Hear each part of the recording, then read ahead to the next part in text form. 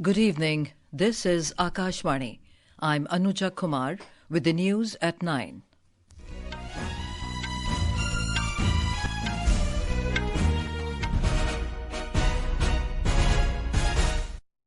The headlines. Prime Minister Narendra Modi stresses on the principle of Seva as intrinsic value of Indian culture, calls upon volunteers to contribute to nation building for betterment of society. Centre launches nationwide 100-day TB eradication campaign to make country TB-free by 2025. External Affairs Minister S. Jaishankar calls for more innovative and participative diplomacy to resolve global conflicts. Syrian rebels launch operation to encircle government-held capital city of Damascus after seizing nearby towns. South Korean President Yoon Yeol survives impeachment after ruling party boycotts voting on motion in parliament. And in World Chess Championship, 10th game between Indian Grandmaster Dommaraju Gukesh and China's Ding Liren also ends in a draw in Singapore. And now the news in detail. Prime Minister Narendra Modi has stressed on the principle of Seva as an intrinsic value of Indian culture. Addressing the BAPS Karyakar Suvarna Mahotsav in Ahmedabad virtually today, Mr. Modi called upon the volunteers to contribute to nation building by achieving resolutions for the betterment of society. हमारी संस्कृति में सेवा को सबसे बड़ा धर्म माना गया है। सेवा परमो धर्मः। ये सिर्फ शब्द नहीं, ये हमारे जीवन मूल्य है। सेवा को श्रद्धा, आस्था और उपासना से भी ऊंचा स्थान दिया गया है। कहा भी गया है, जन सेवा तो जनार्दन सेवा के ही बराबर है। The Prime Minister said that today India is working towards the goal of development by 2047. आज भारत 2047 तक विकसित होने के लक्ष्य पर काम कर रहा है। अगले 25 वर्षों की देश की यात्रा जितनी भारत के लिए महत्वपूर्ण है, उतनी ही बीएपीएस के हर कार्यकर के लिए भी अहम है। बीएपीएस कार्यकरों का ये सेवा अभियान इसी तरह निर्बाध गति से आगे बढ़ता रहेगा। Mr. Modi highlighted the contribution of BAPS in spreading the cultural and spiritual heritage of the country on a global level. The Prime Minister also applauded BAPS' efforts to evacuate Indian nationals during the war in Ukraine. Nearly 1 lakh volunteers from 30 countries across the world are taking part in the event. President Draupadi Murmu today laid the foundation stones for different projects, including 3 railway projects worth 6,294 crore rupees in North Odisha, connecting Kendujhar and Mayurbhanj districts. She also initiated projects for a tribal research and development centre, a 52.4 crore rupee 100-bed hospital, and development project for upgrading Dandabosa airstrip at Rai Rangpur in her home district, Mayurbhanj. The new railway lines are Bangariposi to Goru Mahisani, Badam Pahada to Kendujhargarh, and Budamara to Chakulia. The new rail lines are expected to greatly enhance connectivity, stimulate economic growth, and improve the living standards in the region. Union Health and Family Welfare Minister J.P. Nadda today said that no stone will be left unturned to achieve the target of a TB-free India. Addressing an event after launching the nationwide 100-day TB eradication campaign from Panchkula in Haryana, he expressed confidence that the TB eradication program will prove to be a milestone in making the country tuberculosis-free by 2025. And TB summit जो 2018 में किया गया, उसमें हम लोगों ने elimination को 2025 साल रखा गया। स्वास्थ्य विभाग ने पूरी तत्परता के साथ इस एंड टीबी के प्रोग्राम को लड़ाई लड़ी। टीबी मुक्त भारत को प्रधानमंत्री मोदी जी का जो लक्ष्य है, उसको पूरा करने में कोई कसर नहीं छोड़ेंगे और सस्टेनेबल डेवलपमेंट गोल्स के पहले उसको हम पूरा करेंगे। The Union Minister said that TB patients are receiving the benefits of Ayushman Bharat Pradhan Mantri Jan Arogya Yojana. He said TB patients are being given 1,000 rupees per month. The campaign has been launched in 347 districts of 33 states and union territories. The campaign will focus on detecting TB cases, reducing delays in treatment, and improving treatment outcomes, especially in high-risk groups. Prime Minister Narendra Modi has said that the country's fight against TB has got stronger with the launch of a special 100-day campaign with a focus on the high-burden TB districts. In a social media post, Mr. Modi said that India is fighting TB in a multi-pronged manner with doubling the support to patients, Jan Bhagidari, newer drugs, the use of technology and better diagnostic tools. He appealed to all to come together and do their bit to eliminate TB. Finance Minister Nirmala Sitharaman today chaired the second pre-budget consultation with various farmer associations and leading agricultural economists in connection with the forthcoming Union Budget 2025-26 in New Delhi. She also held consultations with the stakeholders from micro, small and medium enterprises. The meeting was also attended by Minister of State for Finance, Pankaj Chaudhary, Finance Secretary Deepam and Secretary Department of Economic Affairs.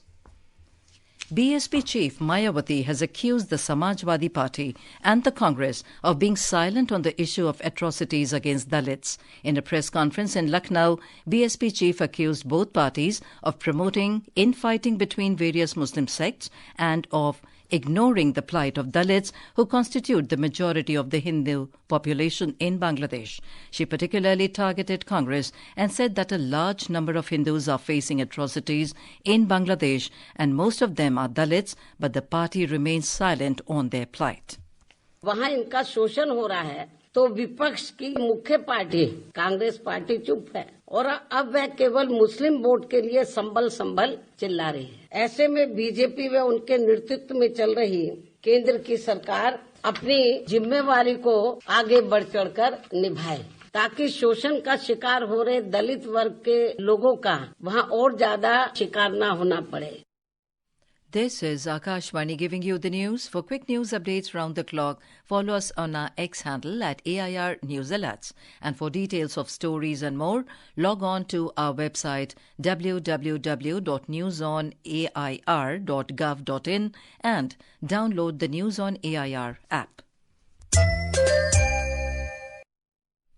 External Affairs Minister S. Jaishankar has emphasized the need for a more innovative and participative diplomacy to resolve global conflicts. He pointed towards negotiations rather than continued warfare in the Russia-Ukraine conflict. Dr. Jaishankar was speaking at a panel discussion on conflict mediation in a new era at the Doha Forum 2024 in Qatar today.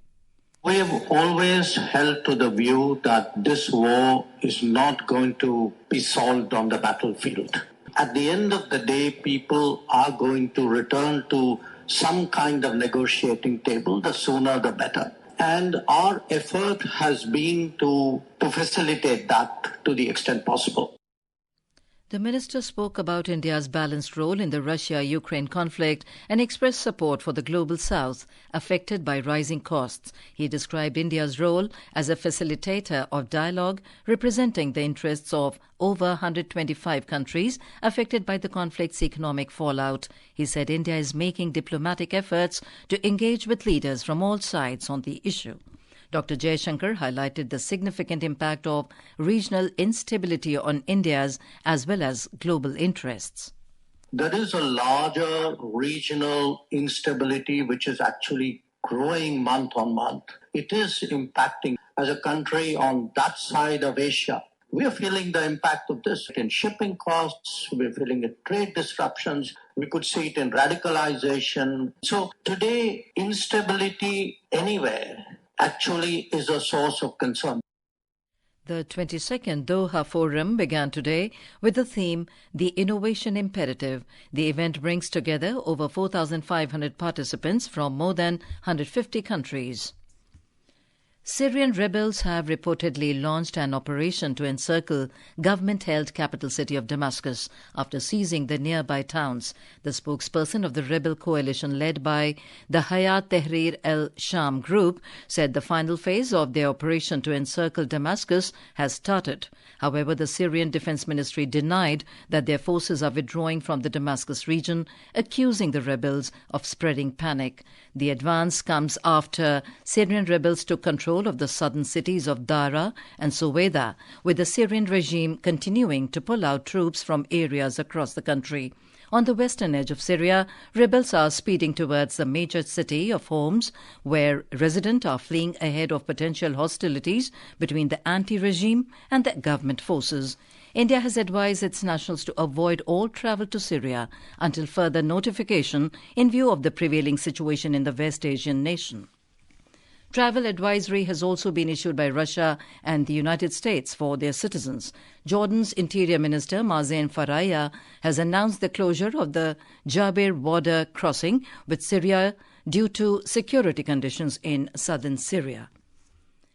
South Korean President Yoon Yeol survived an impeachment motion in the opposition-led parliament after members of his party boycotted the vote. The motion was brought by the opposition over the president's attempt to impose martial law earlier this week. For details, we have a desk report. Impeaching President Yoon Yeol required support from 2/3 of the National Assembly or 200 of its 300 members. However, walkout by the governing People Power Party from the National Assembly deprived the opposition of the votes needed to remove the president. The opposition parties who brought the impeachment motion had 192 seats, but only 3 politicians from the ruling People Power Party participated in the vote. The motion was scrapped without ballot counting because the number of votes did not reach 200. President Yoon declared emergency martial law in an unexpected decision on Tuesday night, but subsequently lifted it hours later as the opposition-controlled parliament voted to reject it. Earlier in the day, in a televised address to the nation today, the South Korean president issued a public apology ahead of the impeachment vote, promising to face any legal or political consequences and pledge that he will not order martial law again. Swati Rakheja, News Desk. Prasar Bharati Chairman Navneet Sehgal has said that the Wave OTT platform of Doordarshan will provide wholesome and healthy entertainment for all family members and also help the public broadcaster to extend its reach to a larger audience. During his visit to Doordarshan in Ahmedabad today, he emphasized that the Wave OTT platform will not only cater to new content but also offer an opportunity for viewers to enjoy old, classic and popular programs of Doordarshan. Doordarshan ने अपना OTT waves अभी launch किया है।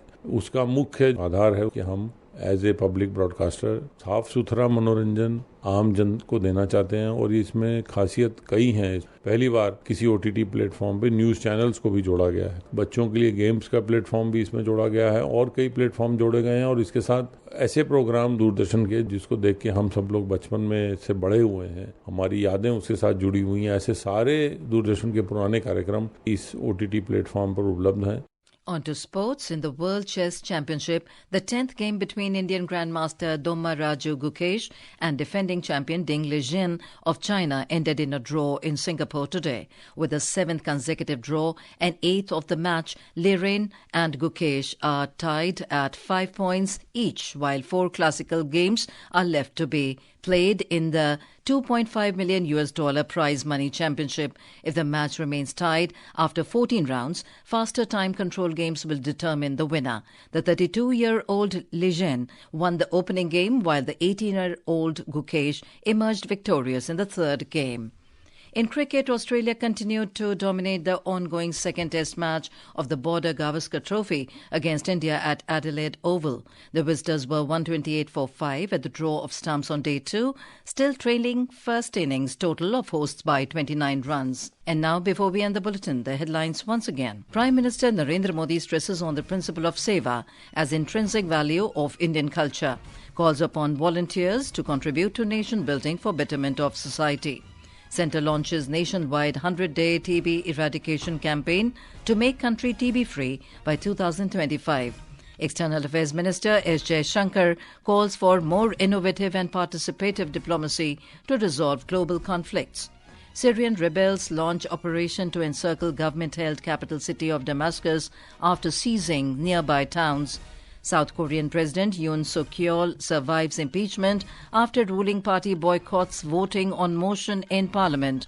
And in World Chess Championship 10th game between Indian Grandmaster D. Gukesh and China's D. Liren also ends in a draw in Singapore. That is all in the news at 9. Good night.